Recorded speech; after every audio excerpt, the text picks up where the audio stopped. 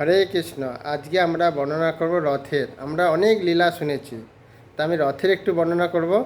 তার আগে বলি, যারা নতুন ভিডিও শুনতে চান অবশ্যই আপনারা সাবস্ক্রাইব করবেন।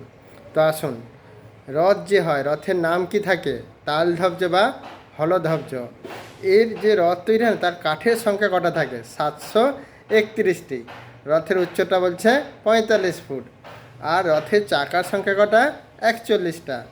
আর রথের যে আবৃত পর্দা থাকে তার রং হচ্ছে লাল বা নীল। আর বলদেবের যে হাতে থাকে কি? হল আর গদা। রথের সারথীর নাম কি? মাতালি।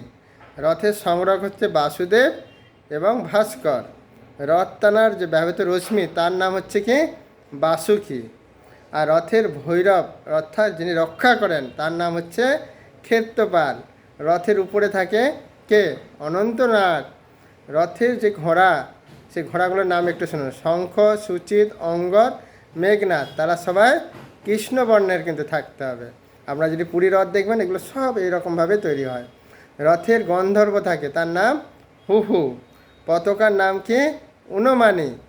রথের দ্বাররক্ষী হচ্ছে নন্দ ও সুনন্দ। আর দুজন সুখ পাখি থাকে, তার নাম হচ্ছে শ্রদ্ধা আর বিশ্বাস।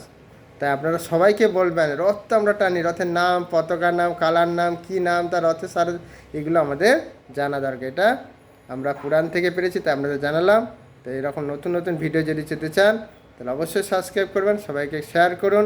আর সবাই রথের জন্য এখন প্রস্তুত থাকুন। জয় জগন্নাথ স্বামী কি জয়।